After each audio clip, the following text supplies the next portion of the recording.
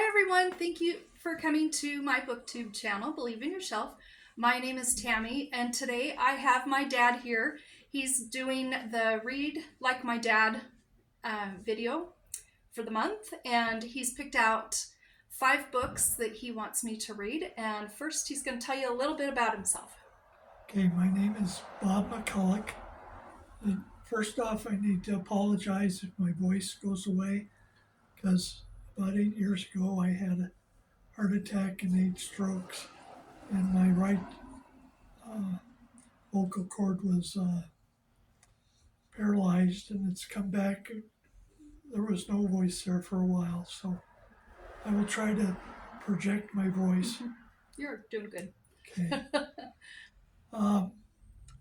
Tammy asked me to first kind of tell what kind of books I like and when I got into reading books.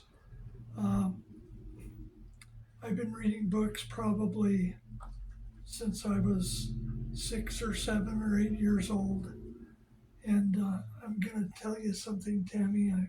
She already knows part of this. But if you want to know the first book that I ever read, there was a book called Little Black Sambo. And I'll tell you a little bit about it. I'll actually, in just a minute or a minute and a half, I'll explain the book and even tell you the spoilers. There was this little boy that lived in Africa, and he grew up in a family that was not very wealthy. They were very poor. And one day his mom and his dad gave him a whole new set of clothes, from a beautiful hat to shirt and pants and shoes. And they were just not really great clothes. They were the most colorful, bright, wonderful clothes that you could ever think of. So he put them on, and his mom said, I would like you to go to the village, and I'll give you this pretty good sized bowl, and I would like you to go and bring home some butter, because we're going to have some homemade waffles. And so he goes off into the jungle, and as soon as he's into the jungle, what happens is a big tiger comes up to him and says, "Stop, I want your colorful hat." And he gives him the hat, and he walks a little bit further, and another tiger comes up and says, "I want your colorful shirt." And another tiger comes, "I want your colorful pants." And another one comes, and "I want your colorful shoes." And poor Sambo, he doesn't know what to do. And the tigers all have his clothes on, but they're not satisfied with just one piece of his clothes. They all want to have all of them. So they start arguing, and they bite a hold of each other's tail, and they start going around and around this tree in the jungle.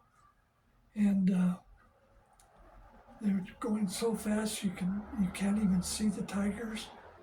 And all of a sudden the clothes come flinging out of the circle into the bushes, and Sambo grabs the book clothes and puts them back on, and then he looks back, and he can't even see the tigers. And he looks down, and where the tigers were running so fast, there's just a pile of tiger butter. So he thinks this is kind of cool, and he picks all the butter up and puts it in the bowl. And he had a little bit of money his mother had given him to buy the butter at the village. And he said, "Mom will really appreciate not having to spend her money, and she's got more butter than she'll ever need for several weeks." And he goes home, and they have these wonderful waffles and syrup in tiger butter. And that's the first book that I can remember reading.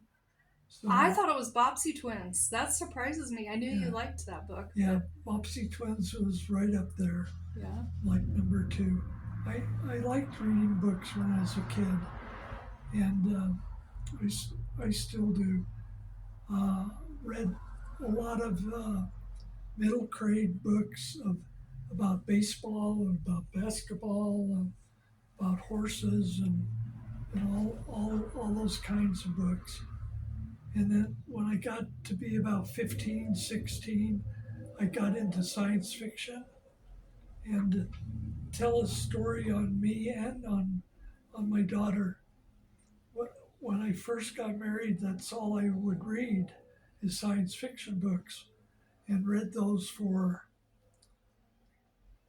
10 or 15 years after I was married. This was the only book I would read.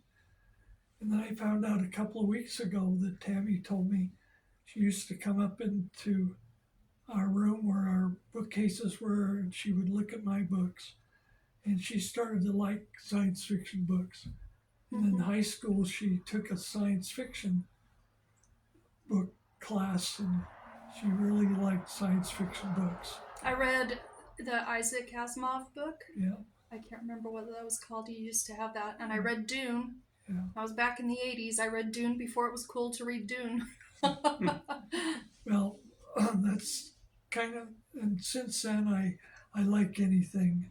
I like, I've even read some cozy mysteries about 15 years ago for a book challenge that Tammy had our whole family going.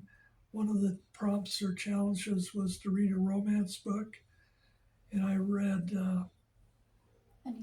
Honeymoon Heist.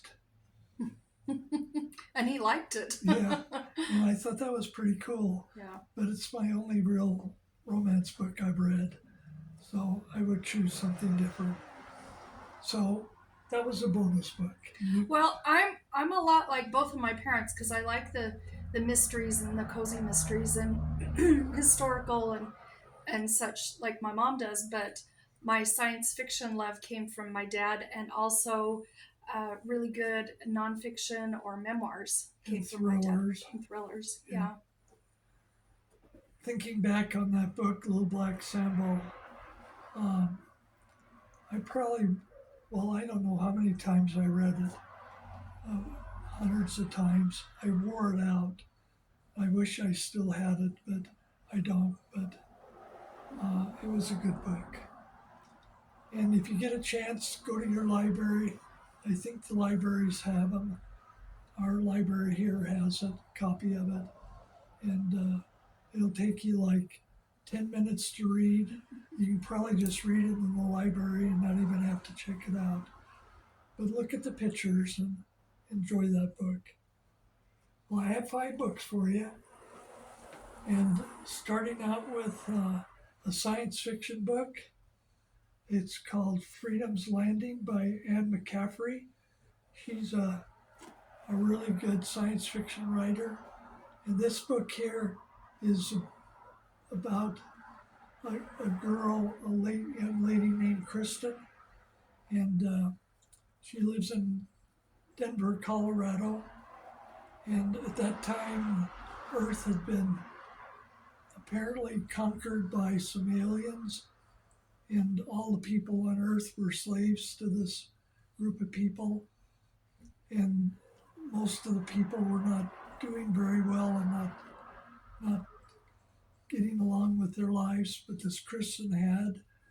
And all of a sudden one night, a couple of big spaceships came over Denver, and they loaded a bunch of Kristen and her neighbors and her friends into the spaceship. And the plan was for the aliens to take the Earthlings to another planet to see if it was a planet that could be populated and sustain life.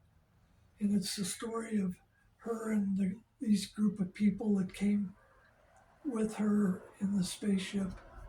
This is the first book, Tammy, of this series. It's a quartet. There's 4 books total. I think you'll really enjoy it. I'm excited.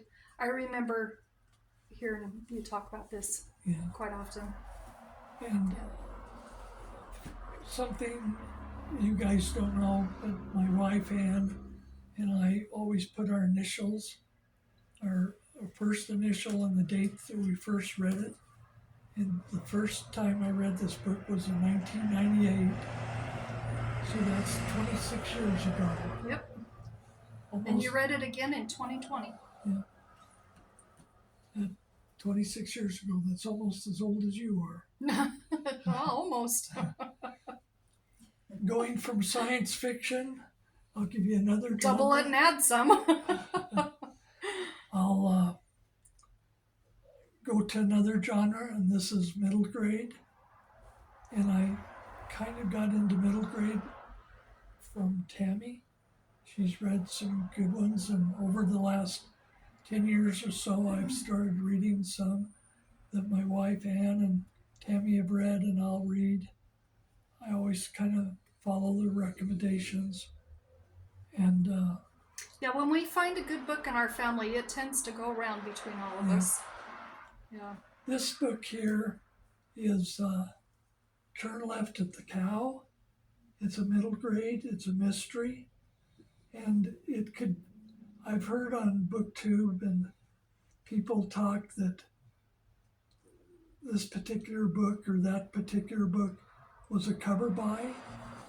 Well, this could be a cover buy because it's quite the cover. Got a cool cover. Mm-hmm. But I think there's something even different than a cover buy.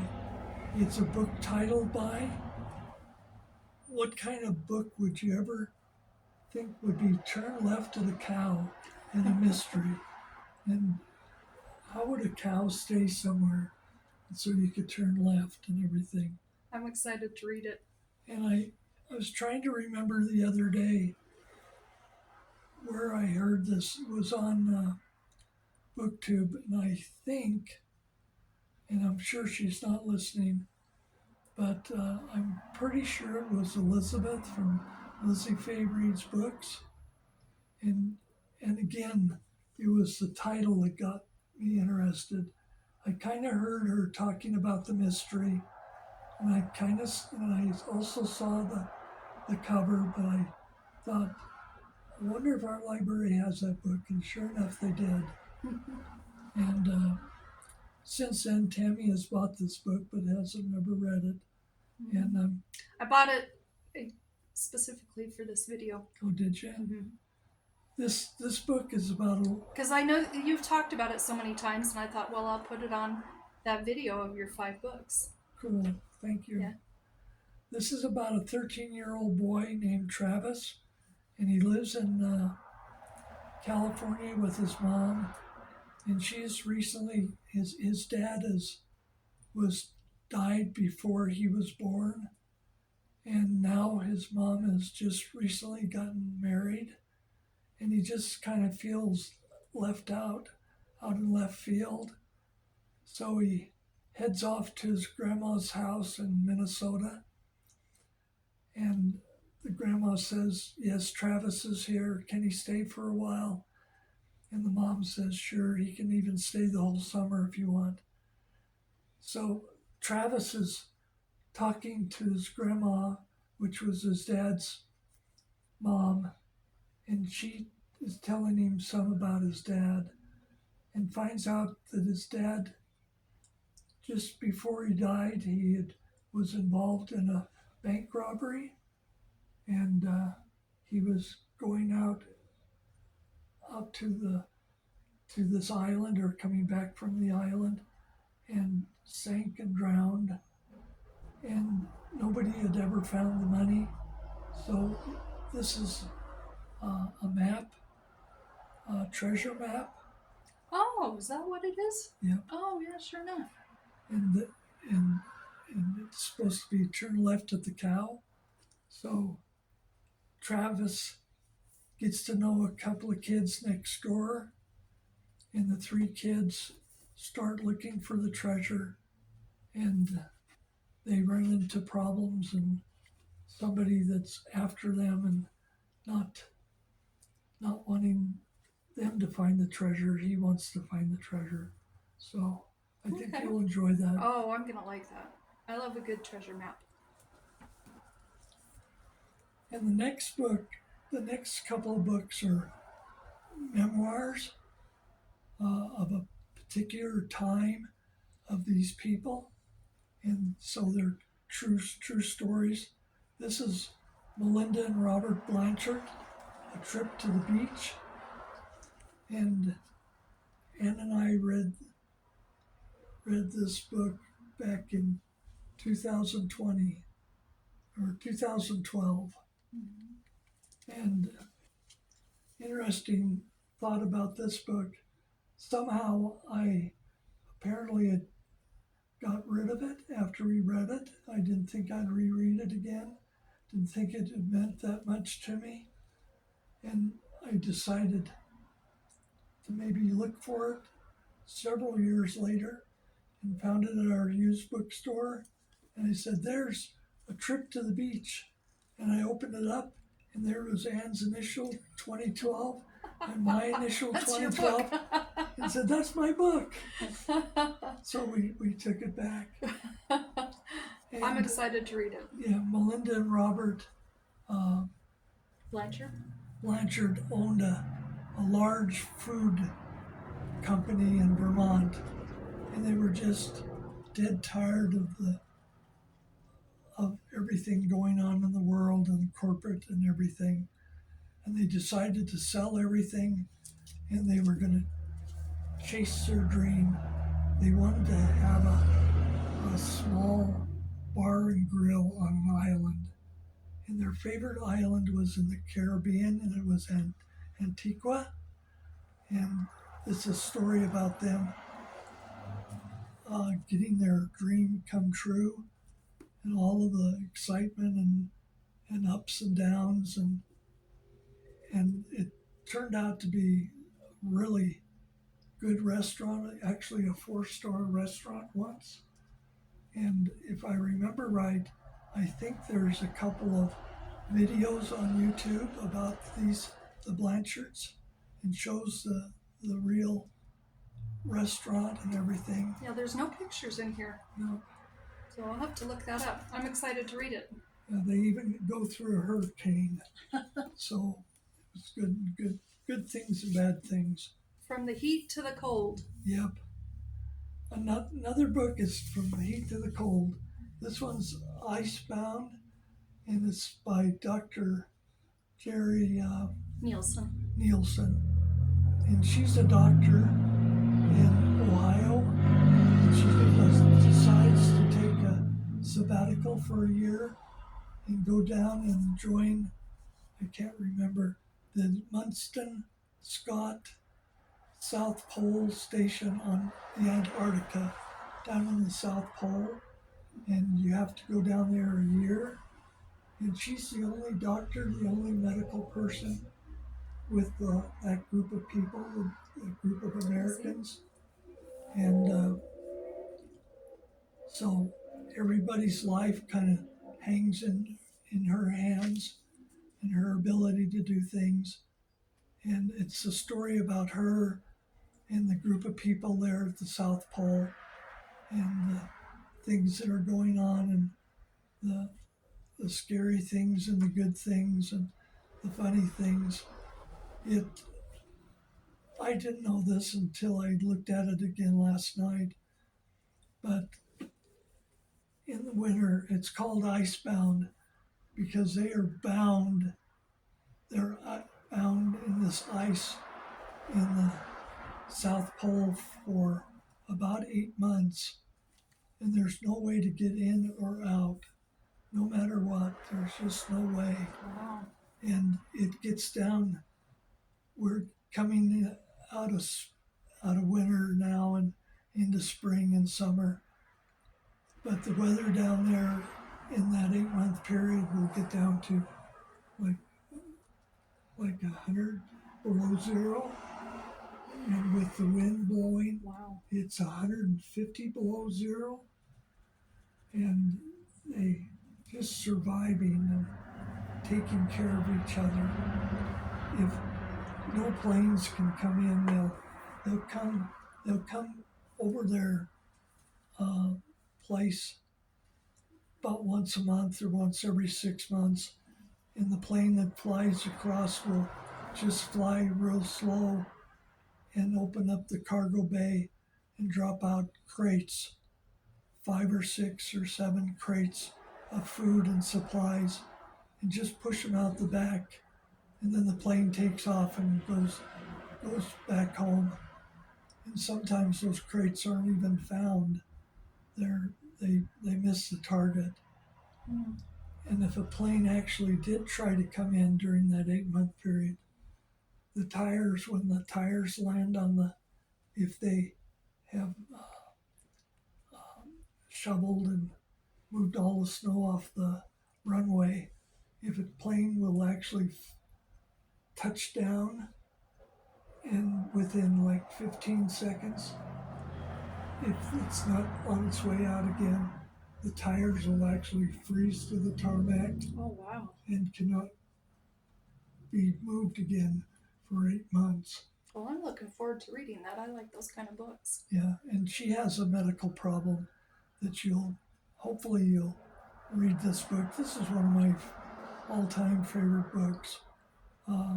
I enjoy reading books like this even better than science fiction and middle grade, because I kind of put myself in these people's places, and I think you'll really enjoy it. That's one of the nice things about reading is you can't go everywhere. Sometimes you can't go anywhere, but through a book you can go everywhere. Yeah. You can.